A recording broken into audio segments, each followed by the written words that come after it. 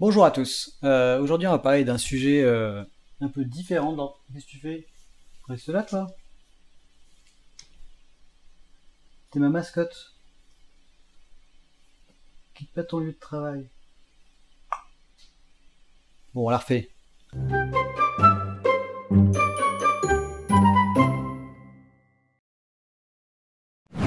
Alors, il y a quelques jours, je suis tombé dans un groupe Facebook sur une de ces énigmes bidons faites seulement pour les génies. Personnellement, je suis pas fan du principe des tests niveau primaire qu'on poste pour faire du buzz. Alors, je les partage pas. Mais je résiste pas non plus à la tentation de résoudre des puzzles. Et pour une fois, j'ai pas été déçu. Au point d'avoir voulu en faire une vidéo. Comme l'image était crade et que j'ai pas retrouvé l'auteur original, j'ai redessiné cet exercice pour te le montrer. Je t'invite à prendre un instant pour le résoudre.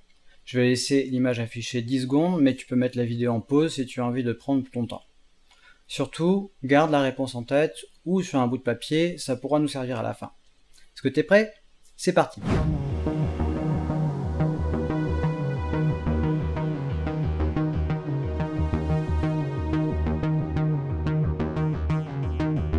Alors, avant de passer à la suite, si jamais t'as pas trouvé le truc, je peux quand même t'expliquer le principe de base pour que tu retentes ta chance. Ça changera rien à la suite. Cette énigme, en fait, c'est une table de multiplication avec le 5 au centre, avec d'un côté de l'anneau les facteurs et dans la case opposée le résultat. Par exemple, 3 fois 5, 15. Plutôt facile, non? En fait, non. Sinon, j'aurais pas fait de vidéo là-dessus. Dans ce test, il y a une toute petite subtilité. Si une moitié du cercle contient les facteurs et l'autre les résultats, on ne peut pas savoir par avance si la case vide fait partie de la première ou la seconde catégorie. Si c'est un facteur, alors la bonne réponse est 1. Si c'est un résultat, alors la bonne réponse est 25. La seule bonne réponse qu'on peut donner avec l'énoncé qu'on a est donc que la case contient simultanément 1 et 25. Si tu as trouvé cette réponse, alors bravo, t'es un génie. Bon. Tu t'en doutes, j'ai pas fait une vidéo juste pour présenter qu'un test peut être complètement tiré par les cheveux. Moi, ce qui m'a vraiment intéressé, c'était de regarder du côté des commentaires pour voir ce que les gens répondent, et c'est ça qui a été vraiment intéressant à voir. Après avoir eu quelques échanges sur le groupe sur lequel ça a été posté, j'ai cherché dans d'autres groupes, d'autres partages de ce même post, et j'ai compilé 1000 commentaires, enfin les 1000 premiers que j'ai pu trouver. La méthodologie est vraiment pas terrible, hein. J'ai juste pris les 1000 premiers commentaires, je les ai foutus dans un tableau Excel, et puis voilà, j'ai observé un peu ce qui se passait, et il n'y a pas vraiment de conclusion à en tirer, juste des hypothèses qu'il faudrait tester vraiment dans un protocole expérimental.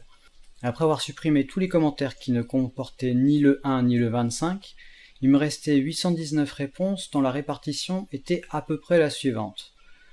50% pour la réponse 25, 40% pour la réponse 1, 5% des personnes ont répondu 1 ou 25, et le plus intéressant, 5% des personnes ont répondu 1 et non 25. C'est-à-dire qu'en fait, ils ont vu qu'il y avait 1 et 25, mais ils ont préféré le 1. Voici les observations que je fais.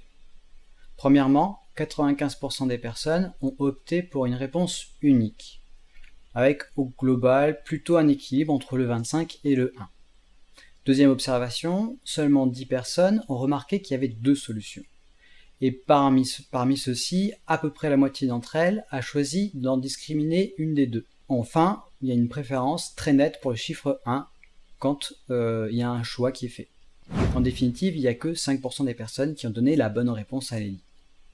Alors, on va pas s'attarder sur ceux qui n'ont donné qu'une seule réponse, parce qu'on ne peut pas savoir s'il y a eu un raisonnement derrière. Ils ont juste posé leurs chiffres comme ça, là, ils sont partis. On peut relativiser, hein. Il s'agit juste d'un petit jeu, vraiment sans conséquence, qu'on croise sur Facebook comme ça. C'est des tests qui marchent bien parce que c'est intéressant, c'est rigolo, mais bon, on n'a pas envie de se casser la tête un quart d'heure dessus. Donc il y a beaucoup de gens qui ont la flemme d'aller jusqu'au bout. Le groupe qui a explicitement écarté une des deux réponses, c'est celui qui est, je trouve, le plus intéressant à regarder de plus près. Ils ont bien identifié qu'il y avait deux réponses. Mais ils sont partis du préjugé qu'il ne devait en rester qu'une. Ce qui n'a jamais été précisé dans l'énoncé, puisque c'est juste une roue avec des chiffres dedans. Ce premier biais, il induit une situation d'inconfort. C'est ce qu'on appelle une dissonance cognitive. Et cela pousse alors à chercher un argument pour pouvoir éliminer une des deux réponses possibles. Alors parmi les commentaires, quand il y avait une justification, il s'agissait toujours d'un critère esthétique. Le plus souvent, l'argument avancé, c'était que le diamètre séparant les deux hémisphères devrait être horizontal, avec les facteurs en haut et les résultats en bas.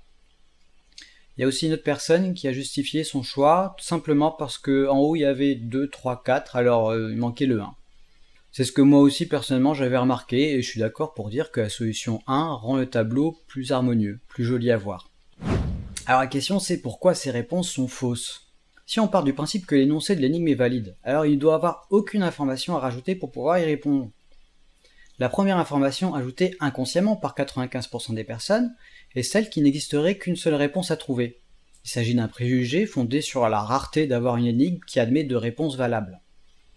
Une fois que ce premier biais a fait son œuvre, il faut absolument rétablir l'équilibre et donc éliminer une des deux solutions en inventant encore une nouvelle règle.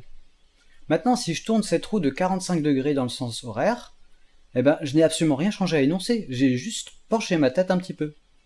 Mais avec la règle de l'équateur horizontale, du coup, ma préférence, elle va pas aller au 1, mais plutôt au 25.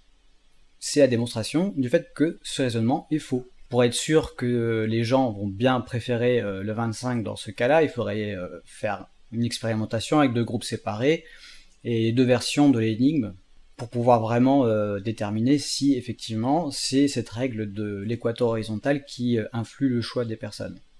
Mais même sans faire d'expérience, le simple fait qu'il y ait des personnes qui ont rajouté des règles à l'énoncé est très intéressant en soi. Surtout que j'ai eu beaucoup de mal à faire douter ces personnes-là de la validité de leurs arguments. Une fois qu'ils ont fait leur choix et qu'ils l'ont justifié, leur dire que les arguments qu'ils ont trouvés étaient bidons, même si je mettais un peu plus de forme que ça, c'était quelque chose d'irrecevable pour eux. Dans cet échantillon, seulement une personne sur 20 aura correctement déjoué tous les pièges qui ne sont pas ceux de l'énigme, mais ceux du cerveau lui-même.